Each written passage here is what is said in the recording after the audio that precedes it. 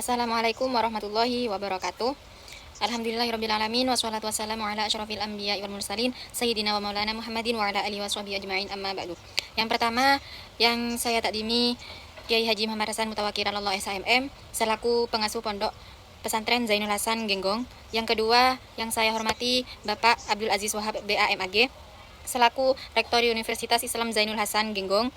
Dan yang saya hormati Dospem 1 dan Dospem 2 serta kedua orang tua saya yang saya sayangi. Perkenalkan, nama saya Rohilatul Salamah dari Prodi PAI Fakultas Tarbiyah. Di sini saya akan memaparkan PPT saya yang berjudul Revitalisasi Kegiatan Lajnah Bahthul Masail dalam Meningkatkan Berpikir Kritis Santri. Alasan saya memilih judul ini karena kegiatan LBM sebenarnya merupakan forum intelektual yang sangat potensial dalam membentuk pola pikir kritis santri. Namun, di lapangan pelaksanaannya belum maksimal. Maka, saya ingin meneliti bagaimana revitalisasi kegiatan ini bisa menghidupkan kembali tradisi berpikir kritis santri di pesantren Zainul Hasan Genggong. Selanjutnya, metodologi penelitian.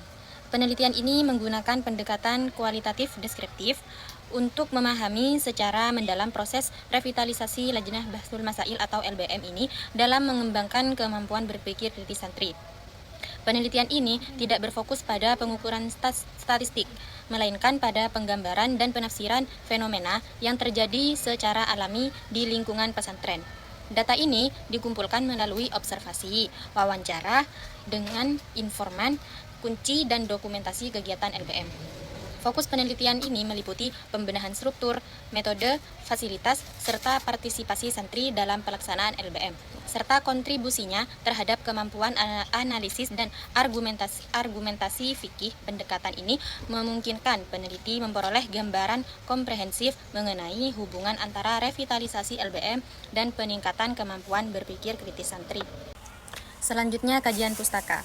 Penelitian tentang Lajnah Bahthul Masail selama ini lebih banyak membahas perannya sebagai tradisi keilmuan dan metode pembelajaran fikih tanpa mengkaji perubahan kelembagaan setelah masa kevakuman.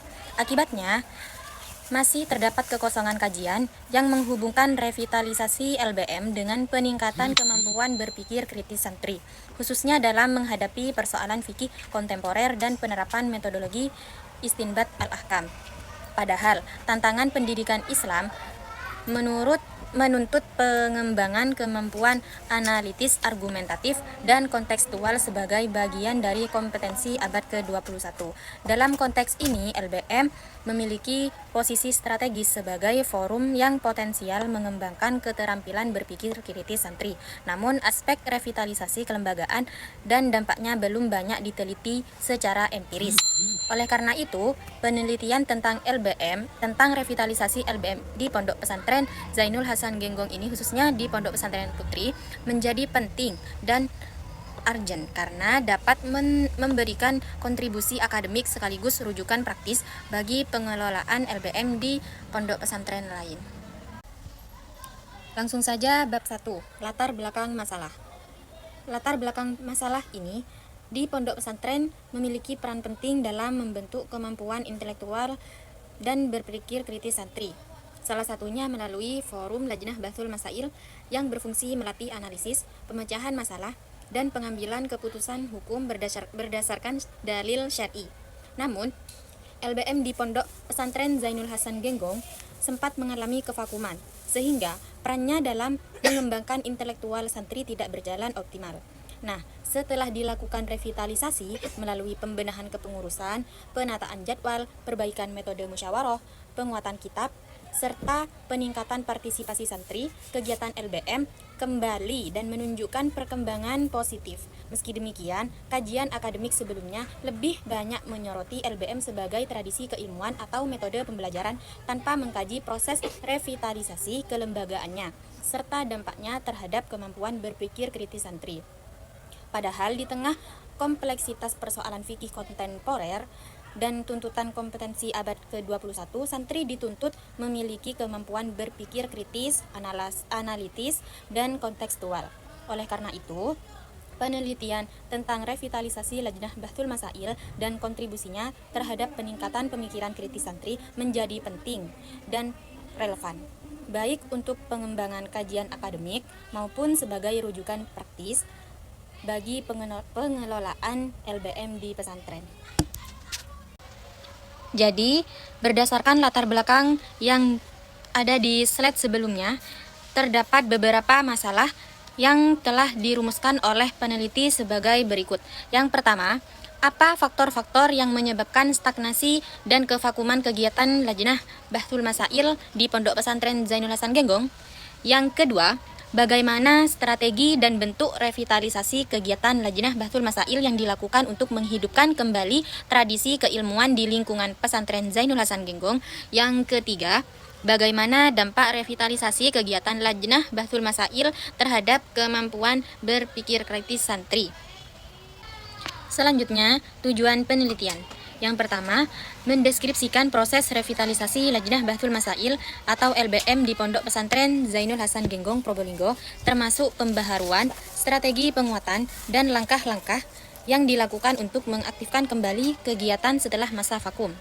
Yang kedua, menganalisis pelaksanaan dan dinamika kegiatan LBM meliputi musyawarah, materi yang dibahas, pola bimbingan ustadz atau penasehat, serta tingkat partisipasi santri dalam forum tersebut.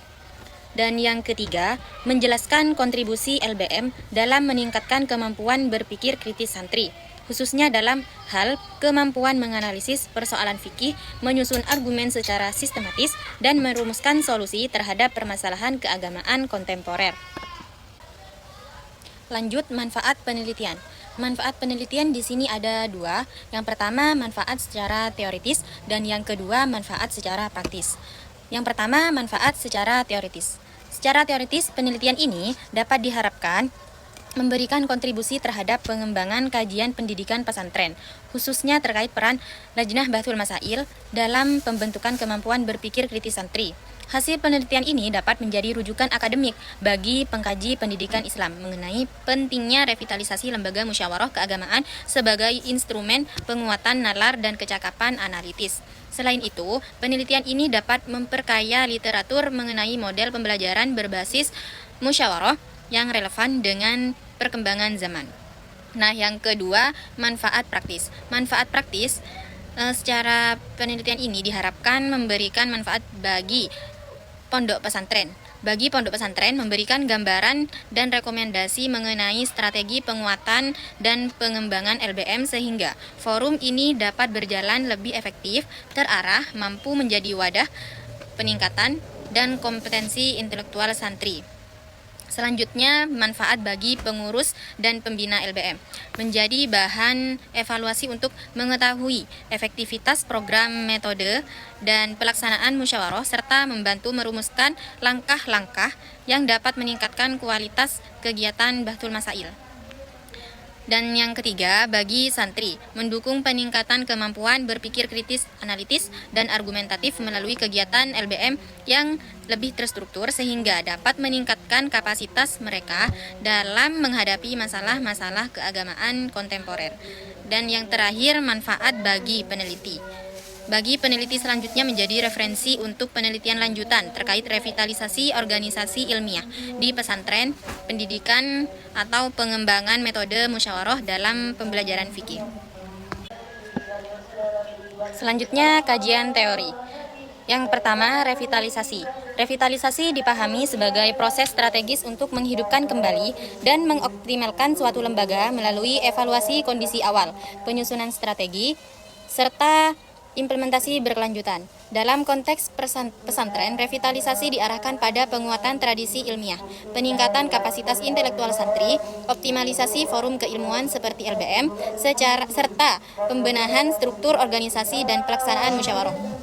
Tujuannya bukan hanya sekedar mengaktifkan kembali kegiatan, tetapi meningkatkan kualitas sistem dan hasil agar mampu menumbuhkan kemampuan berpikir kritis santri sekaligus memperkokoh tradisi turos.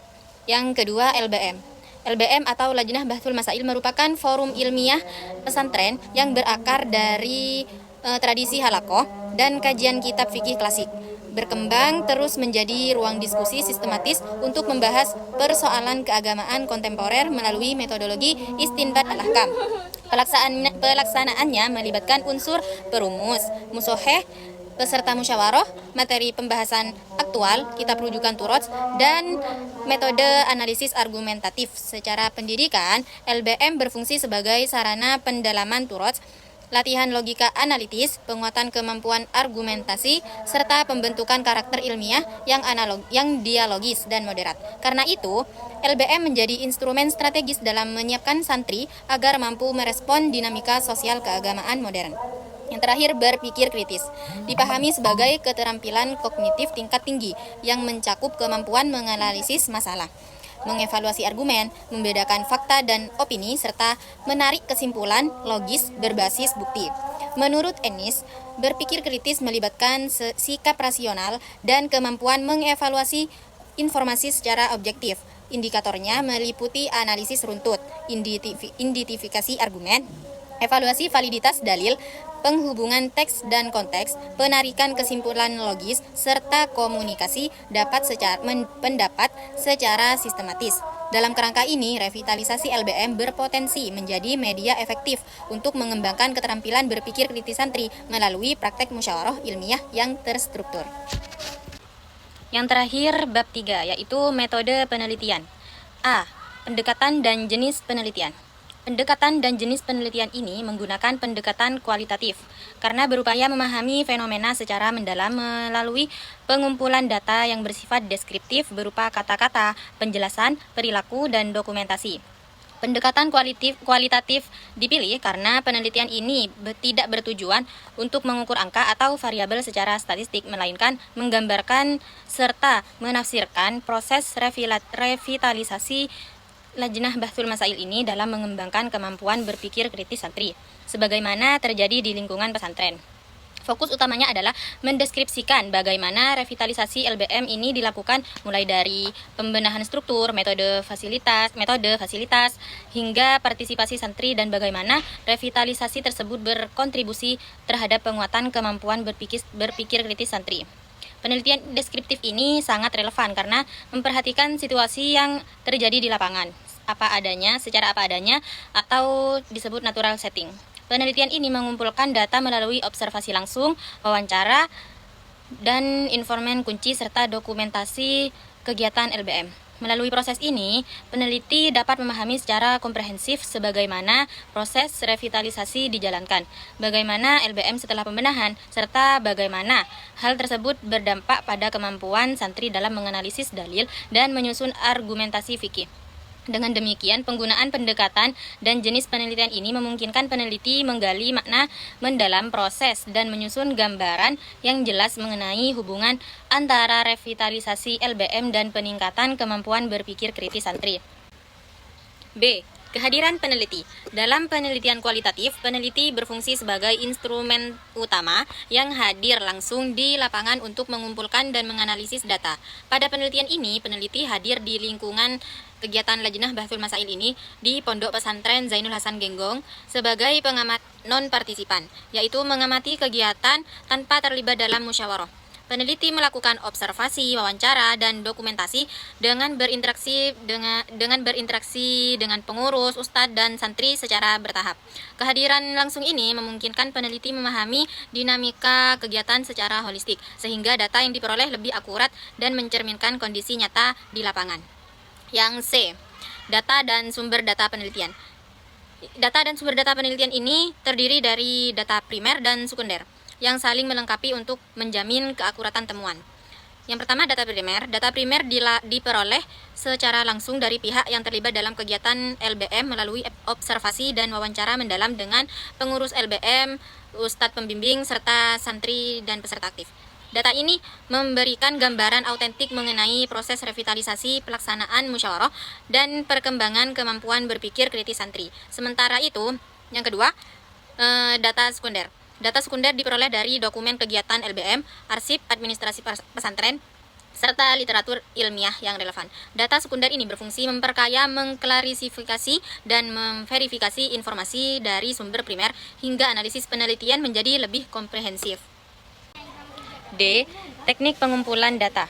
Penelitian ini menggunakan 3 pengumpulan data, yaitu yang pertama observasi, wawancara semi terstruktur, dan dokumentasi untuk memperoleh data yang mendalam dan faktual. Observasi dilakukan untuk memahami dinamika alami pelaksanaan LBM termasuk interaksi ilmiah dan cara santri berargumentasi.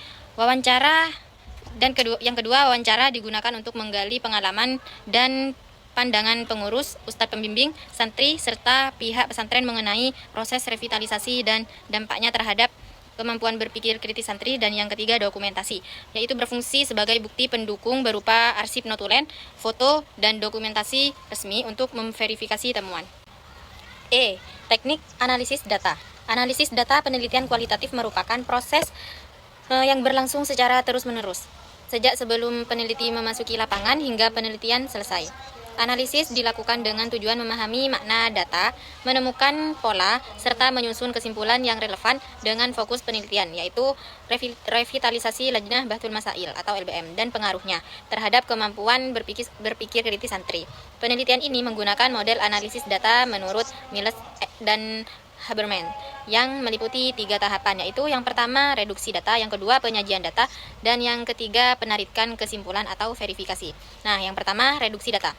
Reduksi data merupakan proses memilih, memusatkan perhatian, dan menyederhanakan serta mengorganisasi data kasar yang diperoleh dari observasi, wawancara, dan dokumentasi. Pada tahapan ini, peneliti menyeleksi data yang relevan dengan fokus penelitian, pengelompokan informasi sesuai tema, misalnya revitalisasi santri, dinamika musyawarah, kemampuan berpikir kritis, menghapus informasi yang tidak relevan, serta menuliskan ringkasan data dalam bentuk catatan dengan bentuk catatan lapangan atau field notes. Reduksi data dilakukan secara terus-menerus untuk memastikan bahwa data yang dianalisis adalah data yang memiliki nilai penting terhadap tujuan penelitian. Dan yang kedua, penyajian data. Penyajian data ini dilakukan dengan menyusun informasi yang telah direduksi ke dalam bentuk yang mudah dibaca dan dipahami. Penyajian data ini dapat berupa uraian naratif, kutipan pertanyaan informan, bagan hubungan antara konsep, tabel atau matriks tematik. Dan yang ketiga, penarikan kesimpulan. Tahap ini adalah proses menyimpulkan makna dari data yang telah ditampilkan. Kesimpulan awal kemudian diverifikasi atau diuji kembali. Dan yang terakhir, yang F, keabsahan temuan penelitian, dijaga melalui 4 kriteria, yaitu kredibilitas, keteralihan, ketergantungan, dan kepastian. Kredibilitas dilakukan melalui triangulasi data, member check, dan perpanjangan pengamatan agar data benar-benar akurat. Keteralihan dicapai dengan penyajian deskripsi rinci tentang konteks penelitian, sehingga temuan dapat dipertimbangkan relevansinya pada situasi lain ketergantungan. Cukup sekian presentasi yang dapat saya sampaikan, kurang lebihnya mohon maaf.